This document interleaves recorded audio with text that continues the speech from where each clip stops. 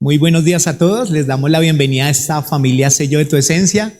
Los bendecimos, esperamos que la palabra de hoy les pueda llenar, les pueda guiar. Yo sé que es una palabra reveladora y espero que el Espíritu Santo hoy nos pueda ministrar.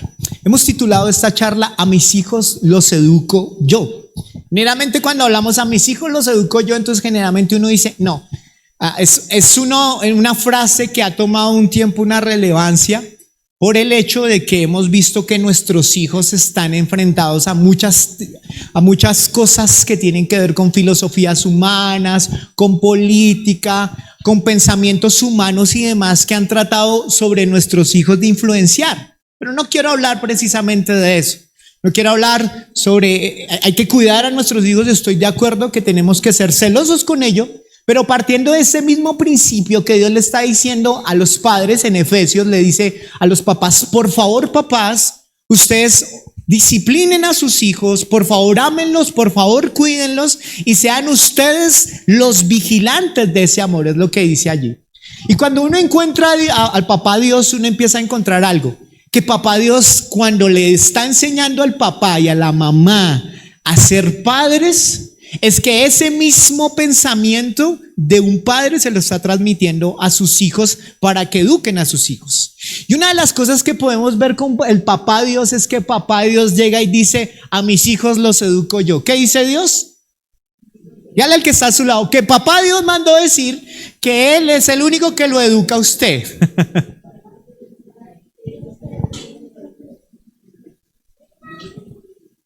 Es importante que podamos reconocer nosotros que el Padre está interesado muchísimo en que nosotros seamos educados por Él.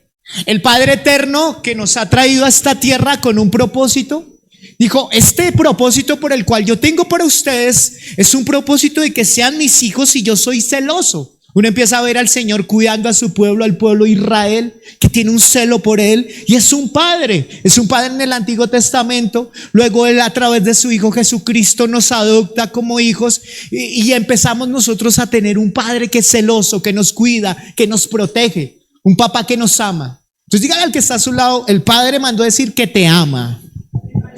Así sea feíto, no mentiras.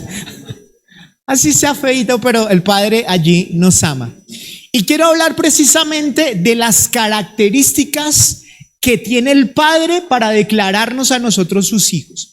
Y quiero que hay mucho en la palabra del Señor, pero específicamente si queremos encontrar algo grueso donde el Padre empiece a hablarle a sus hijos, lo podemos encontrar en el libro de Romanos. Y vamos a ir al libro de Romanos capítulo 8, versículo 14. Dice: porque todos los que son guiados por el Espíritu de Dios, los tales son hijos de Dios. Ahora, Él está diciendo algo, está diciendo: bueno, mis hijos van a enfrentar una serie de situaciones en la vida, pero yo necesito a alguien que les acompañe. Como cuando uno tiene un niño y uno sabe que tiene que irse a trabajar y uno dice: yo necesito dejarlo con alguien que se asegure que esté bien, que no le falte comida, que haya una seguridad. Y no solamente eso, sino que también para mí es importante sus principios, lo que piensa, lo que siente, porque todo eso puede empezar a influenciar a mi hijo. Y es exactamente lo que el Padre hace. Él lo que dice es que nos ha dado a todos nosotros, sus hijos, el Espíritu Santo. ¿Qué nos ha dado? El Espíritu Santo. Y el Espíritu Santo tiene una importancia para nosotros, los hijos de Dios. ¿Cuál es su importancia? Es que el Espíritu Santo nos da discernimiento. ¿Qué nos da? Discernimiento. Y el discernimiento es aquello que nos da claridad en los pensamientos para tomar decisiones. ¿Cuántos necesitamos tomar decisiones? ¿O cuántos solteros necesitan tomar decisión si eso no es la correcta?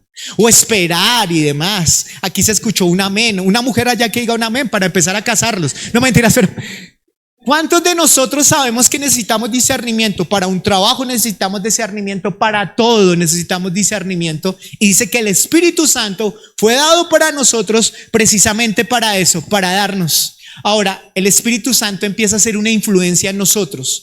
Una influencia, de tal manera que si yo me dejo influenciar por el Espíritu Santo, son más las victorias que yo voy a tener que las pérdidas que tengo en mi vida. Ahora la pregunta será, pero entonces ¿por qué tengo tantas pérdidas? Y porque posiblemente el Espíritu Santo ha sido se nos ha dado para que sea una influencia fuerte para nosotros. Y si es una influencia fuerte para nosotros, eso debería estarse reflejando en nuestra manera de vivir. Eso es lo que hace. El Espíritu Santo nos fue dado para dar muerte a las obras de la carne. ¿Para dar muerte a quién? A las obras de la carne. Y el Espíritu Santo nos fue dado para matar al hombre viejo. ¿Para matar a quién? Al hombre viejo. Eso es lo que quiere. Pero el Espíritu Santo nos ha revestido. ¿Con qué nos ha revestido? Con una nueva naturaleza. Dígale al que está a su lado, hay una nueva naturaleza para ti. Además de que nos da una nueva naturaleza, el Espíritu Santo nos revela esa naturaleza y nos empieza a mostrar quiénes somos. Es importante que podamos reconocerlo. ¿Quién soy yo? No experimentar. Ahora, ¿qué es lo que está diciendo aquí el Espíritu Santo? El Espíritu Santo nos fue dado para ser un cuidador, para convencernos de nuestros errores, para animarnos, para levantarnos, para hablarnos de parte del Padre, para quitarnos la carga del pecado y demás. Para eso somos adoptados por el Señor y nos da el Espíritu Santo para que nosotros podamos vivir en libertad. No experimentar, estar condenado por la ley, ni tampoco estar esclavizado por mi pecado, porque a libertad nos llamó Cristo. ¿A qué nos llamó Cristo? A libertad.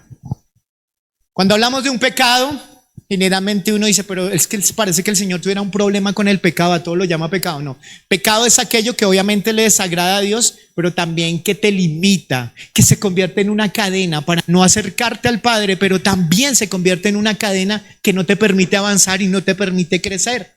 Y el Espíritu Santo nos fue dado precisamente para que nosotros empecemos a vivir libres de condenación. Miren lo que dice luego Romanos 8, ahora al 15. Pues no habéis recibido un espíritu de esclavitud para volver otra vez a estar en temor, sino que habéis recibido un espíritu de adopción como hijos, por lo cual clamamos, Abba, Padre. El Señor está diciendo que los hijos de Dios no tienen que vivir bajo un yugo que es el temor, bajo la esclavitud, o bajo esclavitud y bajo temor. O sea, yo no sé, los cristianos deberíamos vivir con menos temor, con menos esclavos de las cosas. Deberíamos ser más arriesgados, deberíamos estar proponiendo cosas, deberíamos estar en otro nivel. Pero allí entonces el Señor está diciendo, la característica de mis hijos son aquellos que no tienen temor. Ahora, lo primero que no tienen temor es a lo siguiente. El temor, cuando uno ha pecado, no sé si a usted le ha pasado, usted ha pecado, usted se siente en su conciencia muy mal. Y usted dice, ya sabe que la paga del pecado es muerte, porque esa embarrada de alguna manera espiritualmente tiene una relevancia, una importancia. Pero los que somos hijos sabemos que el Señor tomó nuestros pecados y nos hizo libre. Amén. Claro, yo puedo entender eso. Si yo no comprendo eso, yo no voy a poder vivir en la libertad que el Señor a mí me dio. Y el Señor está diciendo, vas a estar libre del pecado, de sufrir las consecuencias del pecado.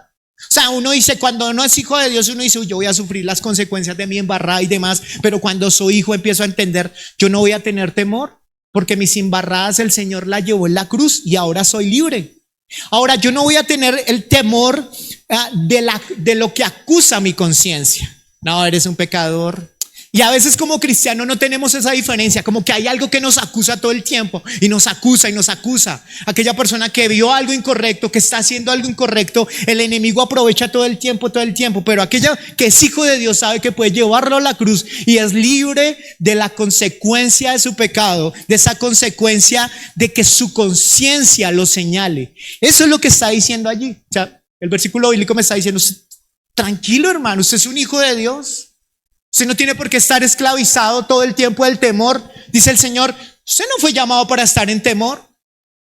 Usted no fue llamado para vivir con la esclavitud de un pecado. Un hijo de Dios no tiene por qué vivir esclavo de un pecado. Que tenga una lucha es otra cosa, pero otra cosa es que el Señor diga, no, usted no es un pecador. Yo lo he llamado para que usted viva en libertad. Amén. En el Antiguo Testamento, cuando uno veía en el Antiguo Testamento, Moisés tiene que subir al Sinaí. Y en el Sinaí el Señor le revela las escrituras, y al revelarle las escrituras, él empieza a ver lo correcto.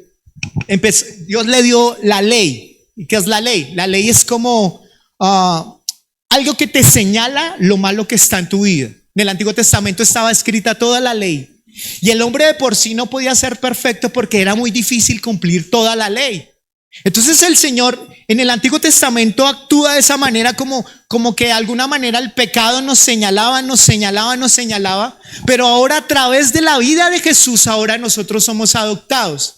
Pero también en el Espíritu Santo el Señor le reveló a Moisés que tenía que haber un lugar que se llamara el tabernáculo. ¿Cómo se llamaba? El tabernáculo.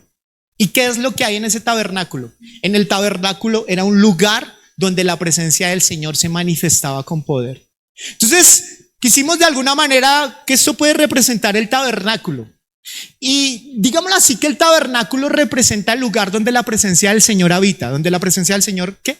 Habita. O sea, aquí es donde 100% está la presencia del Señor.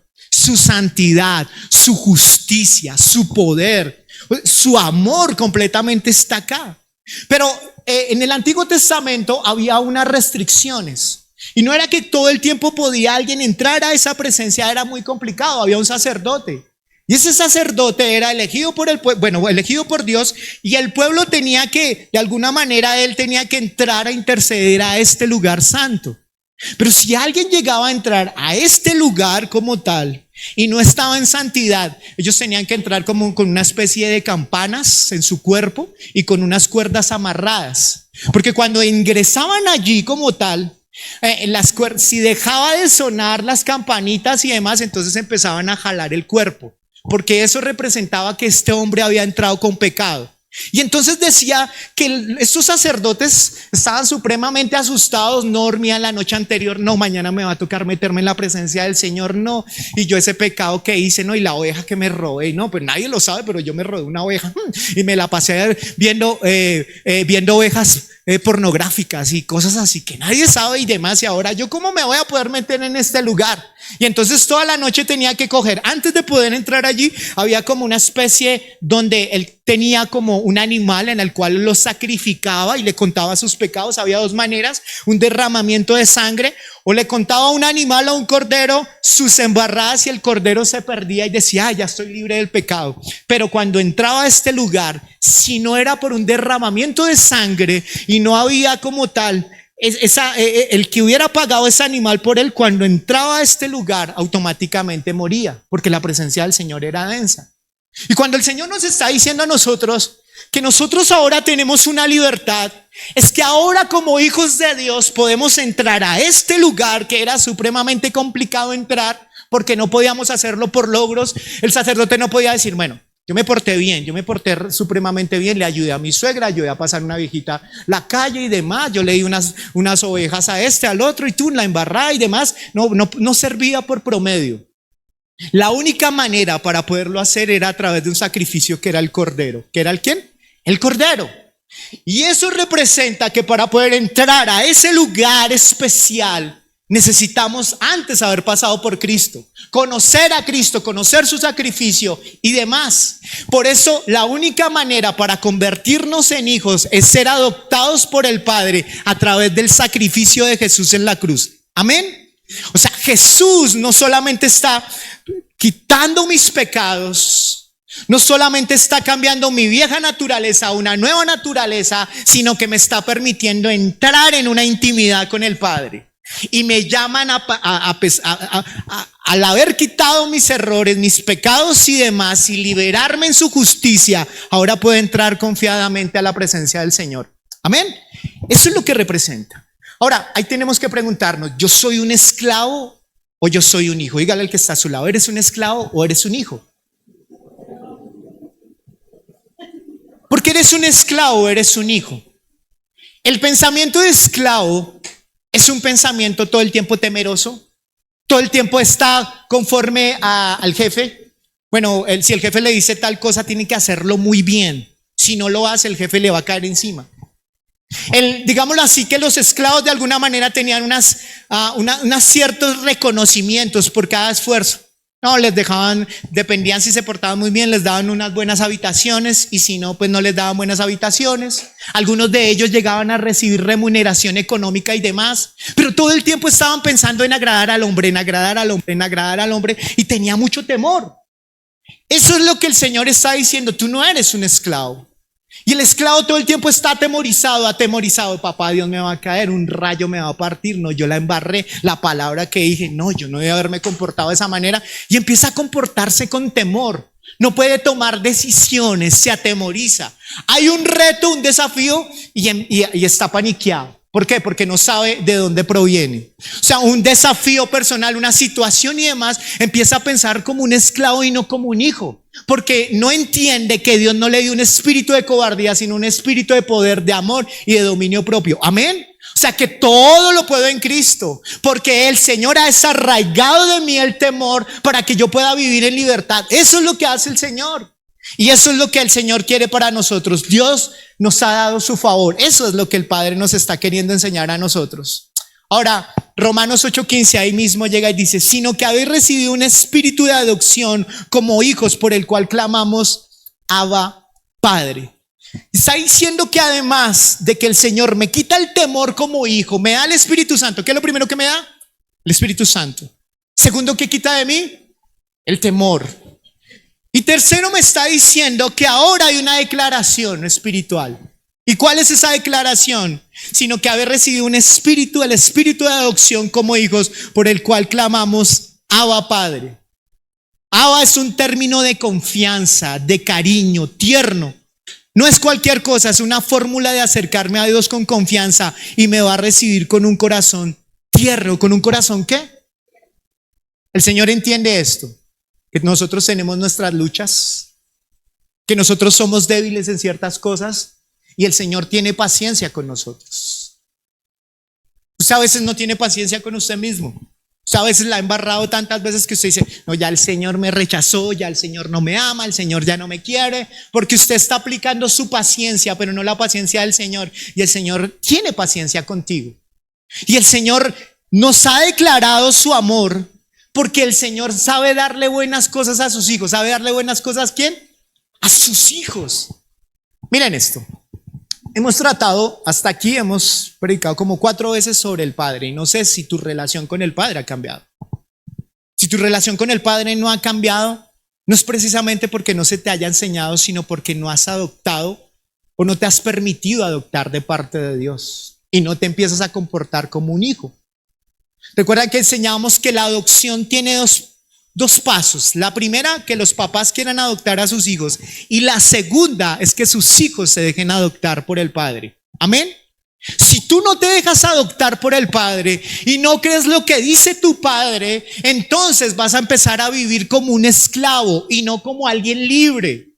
Y cuando cantábamos ahorita, estábamos cantando, hoy somos libres. ¿Entiendes qué es la libertad que el Señor te dio? ¿Entiendes que Dios te ha llamado a que puedas vivir con tranquilidad y puedas disfrutar de su presencia? ¿Entiendes que la presencia del Señor lo que hace allí cuando estás en esa intimidad con Dios es que empiezas a disfrutar la paternidad que el Padre tiene contigo? Y empiezas a llamarlo, Abba, Padre, tú eres mi papá, mi papito, tú eres. Y empiezas a tener una intimidad con Él.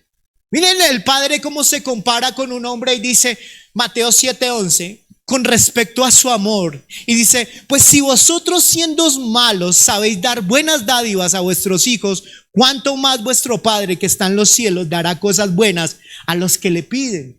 O sea, le está diciendo a través del Padre nuestro, dice, yo estoy esperando darte perdón porque sé que has pecado. Ven, el pecado te esclaviza, ven, perdona nuestras ofensas. Está diciendo, yo voy a dar perdón. El Padre nos está esperando en lo secreto para decir, yo suplo tus necesidades porque yo doy el pan de cada día. Amén.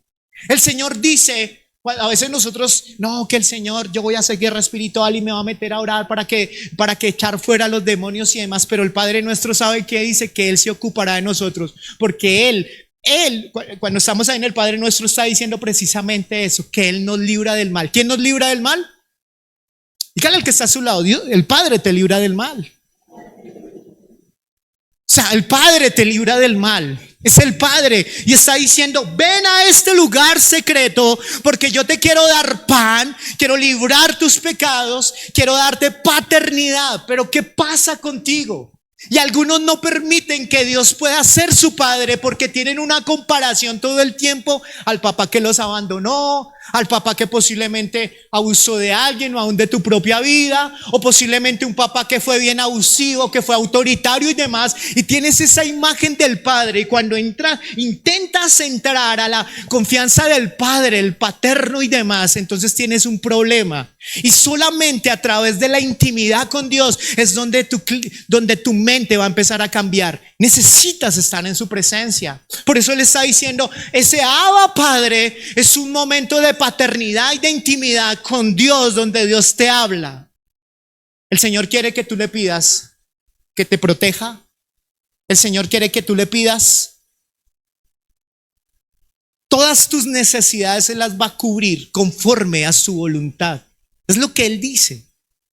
Pero no hay una confianza en nosotros para entrar a orar de esa manera, porque vemos al Padre tan lejos, tan descomplicado, y porque el Padre nos ama tanto. Y entonces nosotros, hay algo que Romanos luego llega y dice que es la lucha de todos nosotros. Lo dice en Romanos 8:16. El Espíritu mismo da testimonio a nuestro espíritu de que somos hijos de Dios. ¿Saben qué pasa? Que somos tentados a la incredulidad de que soy un hijo de Dios. O sea, me está diciendo Romanos allí que el Señor dice, mis hijos, como un papá que quiera a sus hijos, yo tengo que darle a este chino y a esta china el Espíritu Santo. Y necesito, porque este va a pensar de que yo lo abandoné, porque este va a empezar a ser incrédulo. Pero yo les voy a dar al Espíritu Santo para que el Espíritu Santo empiece a hablarle a su espíritu de que yo soy su padre, de que yo soy, ¿qué? Su padre. O sea, tienes que comprender que el Padre te ama, que el Padre está cerca de ti, que el Padre quiere manifestar su amor, que quiere manifestar su cariño y que no te ha dejado solo ni sola en la situación que estés pasando, por las luchas que estés viviendo. El Padre es el Padre y Él quiere darte esa intimidad, pero tienes que aprovecharla. Se nos ha dado esa intimidad con Él. Romanos 8:17 dice, y si hijos también herederos, herederos de Dios y coherederos con Cristo, si en verdad padecemos con Él a fin que también seamos glorificados con Él. Ya no soy esclavo, yo soy un heredero. Dígale al que está a su lado, ya no soy un esclavo, soy un heredero.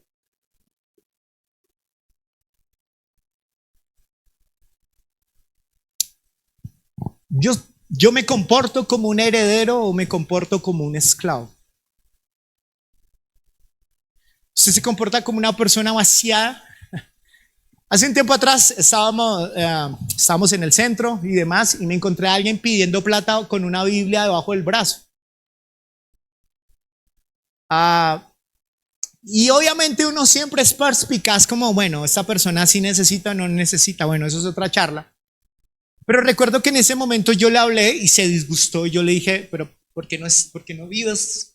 Porque ya lo llevaba viendo varios días en el mismo sector. En ese tiempo yo estudiaba allí en la universidad, en el centro, y lo veía varias veces pasando por el mismo lado. Yo decía, pero este chico realmente no está viviendo como un hijo. Y le dije, ¿por qué no estás viviendo lo que predicas? Deberías vivir lo que predicas, pero no lo estás viviendo. Y creo que nosotros somos así, somos dados a no vivir bajo la herencia que Dios a nosotros nos dio. Y es que si paramos un momento, yo debo reconocer que durante muchos años antes de conocer del Señor, yo tuve una vieja naturaleza. No una vieja, o yo no sé si algunos se ven una vieja naturaleza, donde el Señor nos llama a despojarnos de esa vieja naturaleza y adquirir una nueva naturaleza. Y dentro de adquirir esa nueva naturaleza adquirimos una herencia. Y esa herencia nos vestimos ahora con unas normas totalmente diferentes, en donde aquí me decía, eres esclavo, pero acá el Señor me dice, eres libre. Acá me dice, pero tú no puedes vivir con libertad, estás bajo maldición, pero aquí el Señor te dice, estás libre de maldición, ya no vas a conocer la muerte y demás. Entonces yo necesito reprogramarme para poder vivir como un heredero. Amén. Reprogramarme, pero para reprogramarme necesito pasar tiempo con Él, de lo contrario no. Si todo el tiempo fuera un fracaso, señalamientos y una serie de cosas, una de las cosas que yo generalmente le digo a los esposos o a las esposas cuando estamos en consejería es, no ayude a su esposa a afirmar el viejo hombre o la vieja mujer que había en ella. Y como papás, no afiance el viejo hombre de sus hijos cuando usted le recalca más sus errores que las virtudes en Cristo. ¿Me hago entender? Entonces la esposa dije, pero usted sí, o el esposo la coge y usted sí es bien chismosa, pero no se meta, no sea lambona, ¿no han escuchado esas cosas? No, no sé qué. Y él dijo, no, yo estoy haciendo lo correcto. No, el Señor está diciendo, no afirme, posiblemente si es chismosa, pero no la afirme. No la afirme de esa manera. Tú eres una mujer de Dios. Dios te ha llamado a ser esa mujer prudente y sabia de Proverbios 31. Y ella empieza a ser afirmada como una nueva naturaleza, no como una vieja naturaleza. Entonces a veces el enemigo es experto en eso, en recalcarnos nuestros errores, en recalcarnos y recalcarnos, porque a él le conviene que sigas viviendo con el viejo hombre y que no aceptes la nueva herencia, lo nuevo que tienes por ser hijo de Dios. Amén. Gálatas 4:7 dice, así que ya no eres esclavo sino hijo, y si hijo también heredero de Dios por medio de Cristo. O sea, por medio de Cristo ahora somos herederos. Eres el primogénito. Jesús es el primogénito, y el primogénito de alguna manera en la antigüedad recibía la mayor herencia por ser el mayor. Entonces nuestra herencia con Jesús, algunos dicen, no, es que nosotros vamos a igualar a Jesús en no sé qué, no sé cuánto. No, él es el primogénito y él tiene la mayor torta como tal, pero nosotros también tenemos una herencia por lo que hizo Jesús en la cruz. Amén. Y yo tengo que reconocerlo para poder empezar a vivir en esa libertad. Ahora, la pregunta es, ¿qué movió al Padre para amarme? O para de alguna manera, para declararme hijo. ¿Qué hizo el Padre? Y Juan 3:1, porque uno se tiene que preguntar, pero el Señor, ¿por qué me ama? ¿Será por lo buen parecido que soy? ¿Será porque el Señor me tiene lástima? ¿Será que el Señor me dio en la inmunda y por eso me ofrece su amor? Pero miren lo que dice Juan. Dice, mira cuán gran amor nos ha otorgado el Padre para que seamos llamados hijos de Dios. Y eso somos. Por esto el mundo no nos conoce, porque no le conoció a Él. Ese es un amor. El Señor decidió entregar a su propio Hijo para que nosotros pudiéramos entrar a la presencia del Señor. Y lo entregó como el Cordero de Dios, que ha quitado nuestro pecado y que ahora podemos entrar confiadamente al trono de su gracia. ¿Claro hasta allí? Eso es lo que dice la palabra allí. Ahora, lo que movió al Señor fue el amor que el Señor tenía por ti y por mí. El Señor te ha amado.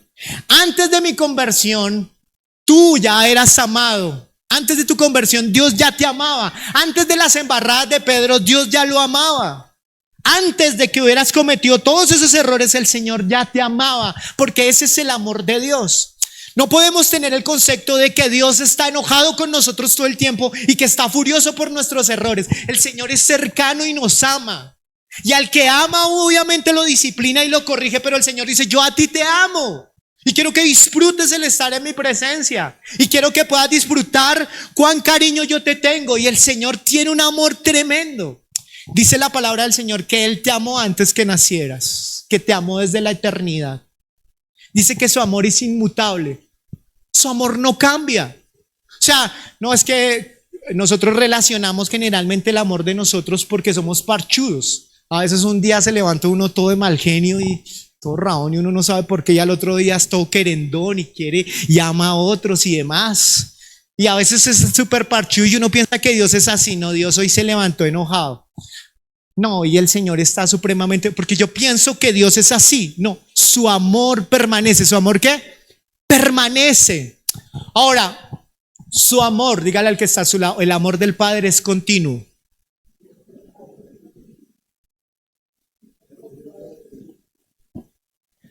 No es como que yo le digo a Jeremy, Jeremy, yo te amo, y me porto bien guache y demás, y al mes, pero ya le dije que lo amaba. No, el amor de Él es que como Padre siempre nos manda cosas, siempre. ¿Qué te sorprendió esta semana al Señor? Porque el Padre es alguien que siempre tiene cosas lindas. ¿Qué hizo? Esta semana tuvo que haber hecho algo especial. O te dio una palabra especial, acomodó una amistad con alguien, Dios te habló a través de una persona, Dios te hizo firmar un contrato. ¿Qué hiciste esta semana? ¿Cómo pudiste? Porque el Padre todo el tiempo está mandando cariñitos y cariñitos. Te amo, te quiero, te amo, te quiero. Y a través de su amor, cuando uno entiende que el amor de Dios es constante, cuando la palabra del Señor dice que al que ama disciplina, es que parte de la disciplina es parte del amor de Dios. Amén. Y ese amor, cuando Dios nos disciplina y demás, uno no debería, Señor, estoy pasando por esta situación que tú estás permitiendo sobre mi vida, pero veo tu amor en todo lugar. Ese es el amor de Dios. El amor de Dios permanece todo el tiempo. El amor es sacrificial. Él clavó a su hijo por nosotros y permitió aunque los romanos mataran a su hijo para que nosotros pudiéramos entrar confiadamente a esa intimidad con el Padre. Y el Padre está diciendo: hijo, ¿cuándo vas a despertar? Hijo, no eres un esclavo, no mendigues amor. La estrategia de los matrimonios no es tratar de agradar al esposo, la esposa al esposo. Es tratar de agradar primeramente a Dios. Como hijos, para tratar de arreglar las cosas con papá o con mamá, yo necesito empezar a agradarle a Dios, a ponerlo en el primer lugar, a entender que Él es mi Padre. Recuerden que en el Antiguo Testamento, cuando Jesús coge a los discípulos y les dice: ¿sabes una cosa? ¿Y cómo podemos orar? Van a orar a través del Padre Nuestro. Y para los judíos, ¿cómo? ¿Padre Nuestro? Porque para ellos era, ¿cómo se puede entender que el Padre, que Dios del Antiguo Testamento ahora se convierta en papá? Es revelador el Padre Nuestro, porque el Padre Nuestro está diciendo: tú eres mi hijo, yo a ti te amo. Y está queriéndonos llevar a una intimidad plena con Él. Eso es lo que hace el amor de Dios. Es lo que Él quiere hacer con nosotros. Amén. Cuando estoy en el lugar donde Él quiere, es el lugar de la intimidad con Dios. Y en Hebreos llega y dice algo así como: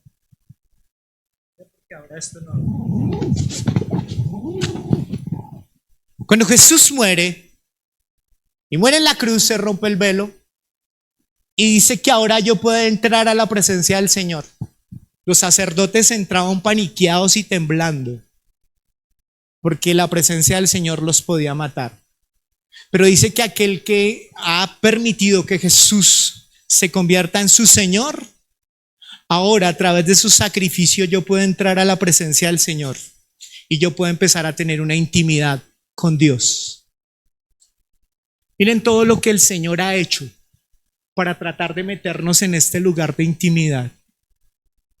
Él ha hecho que nuestra religiosidad se parta en dos y empezarlo a reconocer como el Padre. En este lugar han sucedido muchas cosas tremendas. Este fue el lugar donde un hombre llamado Jacob, el engañador, cambió su nombre. Porque cuando se metió en la intimidad con el Padre y lo vio cara a cara, ya no se convirtió en el hombre, dejó de ser el hombre engañador y se convirtió en el padre de una nación. Porque eso es lo que hace la presencia del Señor. Dice que en este lugar lo han visitado un tal Moisés, que cara a cara vio al Señor en la intimidad.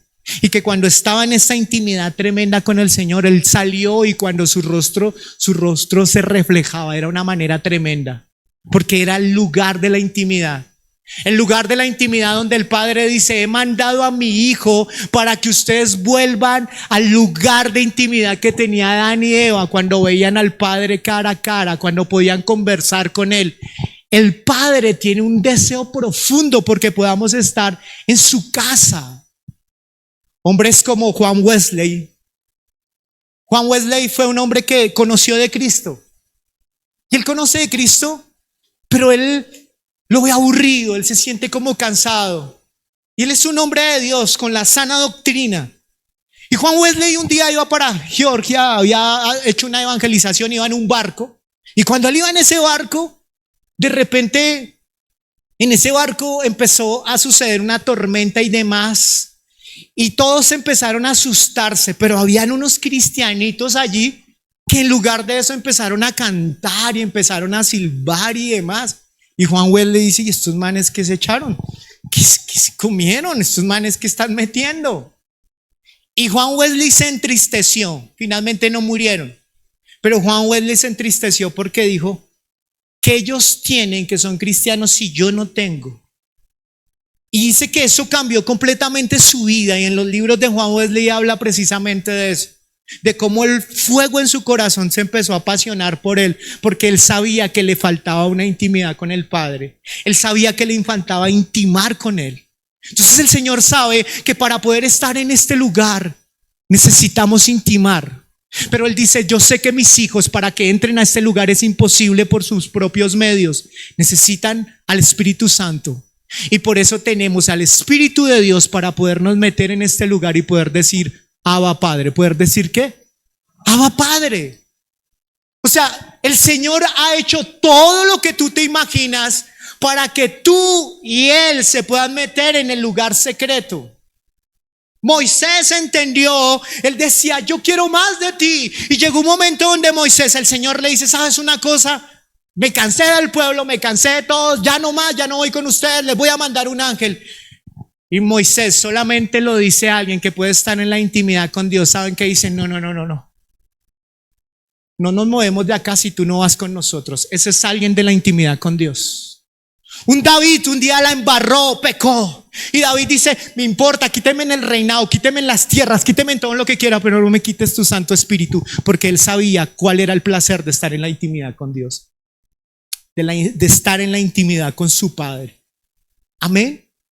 Y cuando empieces a estar en ese lugar, se van a empezar a levantar, como en alguna vez lo estudiamos, Abraham nos habla de un hombre que levantaba altares todo el tiempo, un hombre de oración. Y cuando te vas a meter a este lugar de la intimidad con Dios y empiezas a morir en tu carne a través del Espíritu Santo, van a empezar cosas, las aves de rapiña van a venir a quererte quitar el propósito, a quererte quitar el tiempo y demás. Y en este lugar, cuando te decides por estar en este lugar, el mismo diablo se va a levantar con todas sus fuerzas, porque él sabe, él no le teme a alguien que sabe Biblia.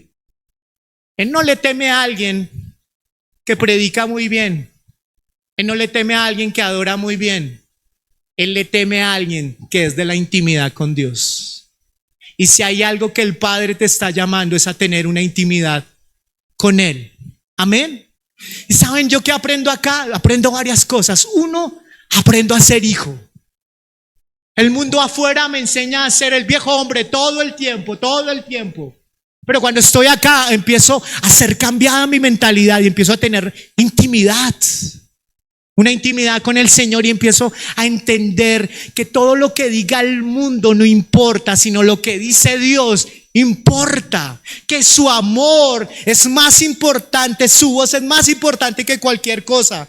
Yo no soy lo que Satanás dice que yo soy, lo entiendo en la intimidad. Yo entiendo que yo no soy lo que otros dicen que yo soy. Yo entiendo que yo no soy lo que mis sentimientos dicen que yo soy.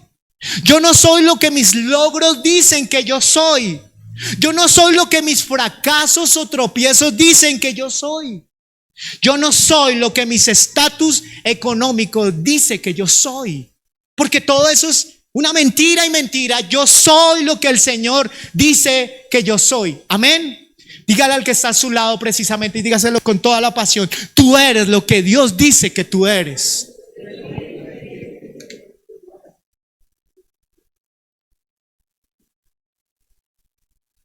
Yo no soy nada menos ni nada más de lo que Dios dice que yo soy. Y esto es lo que yo voy a obtener aquí en la intimidad. ¿Saben? Cuando yo me convierto en un hijo en la intimidad, le pierdo el miedo al que dirán. No voy a tener miedo al evangelismo, porque entiendo quién es el Padre. Va a empezar a perderle el miedo a corregir a mi esposa. ¿Cuántos esposos aquí le dan miedo a corregir a su esposa? ¿O cuántas mujeres le dan miedo a corregir a su esposo? Porque ya no actúan bajo temor, sino que actúan en amor. ¿Cuántos pierden el temor a corregir a sus hijos? Porque saben que el hijo, aquí en la intimidad con él, el Padre dice, tú eres mi hijo, tú eres un buen papá. Y si él lo dice, pues yo le creo. Y yo vivo conforme a lo que el Padre dice que yo soy. Pero necesito desarraigarme de todas esas mentiras, de lo que Dios dice que debo desarraigarme, porque esa es su verdad. Y quiero ir terminando con esto. Está en Romanos 8:38 y dice, Romanos 8:38, en ese mismo capítulo revelador, miren lo que dice allí. Y estoy convencido de que nada podrá jamás separarnos del amor de Dios. Ni la muerte, ni la vida, ni ángeles, ni demonios, ni nuestros temores, de hoy, nuestras preocupaciones de mañana, ni siquiera los poderes del infierno pueden separarnos del amor de Dios. Ningún poder en las alturas ni en las profundidades. De hecho, nada en toda la creación podrá jamás separarnos del amor de Dios que está revelado en Cristo nuestro Señor Jesús. Amén. Está diciendo, nada nos va a poder separar del amor del Padre. Nada. Metí la pata. Sí, el Padre te sigue amando. Me echaron del trabajo, el Señor te sigue amando. Estoy pasando por la muerte de un ser querido, el Señor te sigue amando. Tuve una traición, el Señor te sigue amando. Su amor te sostiene, su amor es profundo. Él es amor. No podrá decir el verbo, hay una acción, pero el Señor siempre tiene, yo soy el amor, yo soy amor, y Él transmite su amor todo el tiempo, iglesia. Si pudiéramos entender cuánto Él nos ama, cuán libres podríamos estar. Si entendiéramos que el Padre nos ha dado el Espíritu Santo para que nos adopte y nos dé confianza y nos quite el temor, tendríamos que vivir a otro nivel, donde vamos a las Escrituras no como algo, como una mamera, como ay, qué mamera tener que ir a este lugar, no, sino como un placer. Y aquí yo empiezo a disfrutar al Señor y empiezo a disfrutarlo de tal manera que aquí empiezo a tratar con mi baja autoestima. Y aquí empiezo a tratar con esos temores. Este es el lugar de las victorias. No es la cantaleta hacia tu esposa o hacia tu esposo o hacia tus hijos. Este es el lugar de la victoria. Es su presencia. Dígale al que está a su lado, tú no cambias a nadie. Pero Dios sí cambia corazones. Si yo estoy en este lugar, es donde los grandes milagros ocurren. En este lugar es donde el Padre nos ha llamado a obtener la victoria, iglesia. Y yo quiero decirles de todo corazón, ustedes tienen un papá y que posiblemente lo estamos desaprovechando. Un papá que te entiende, que te corrige, que te afirma, que te consiente, porque eso es lo que hace el papá. Pero quiero que hoy puedas tomar la determinación de, el pueblo del Señor decía que en el Antiguo Testamento que el lugar del tabernáculo estaba puesto lejos, porque estar en este lugar se necesita pagar un precio. Se necesita pagar un precio y decir, no hay nada más importante que estar en este lugar. No hay nada más importante, puede venir trabajo, puede venir todo lo que sea, pero no. Los grandes hombres de Dios defendieron este lugar como nunca antes. Martín Lutero decía, yo oro 2 horas, pero si el día tiene muchos chicharrones y es un día bien difícil y bien complicado, yo no voy a orar 2, voy a orar 4.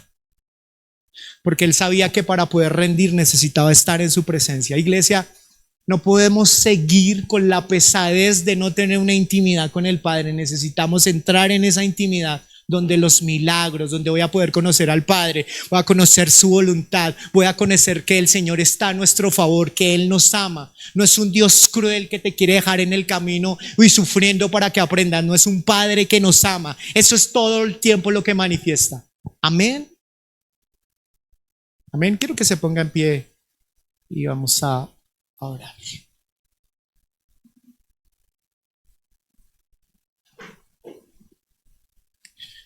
Yo oro por todas aquellas personas que hoy nos acompañaron a través de este mensaje, por la internet, y les bendecimos. Y hoy es necesario que tomes la decisión de acercarte al Padre, porque Él te ama. Dios los bendiga, Dios los guarde. Bendiciones.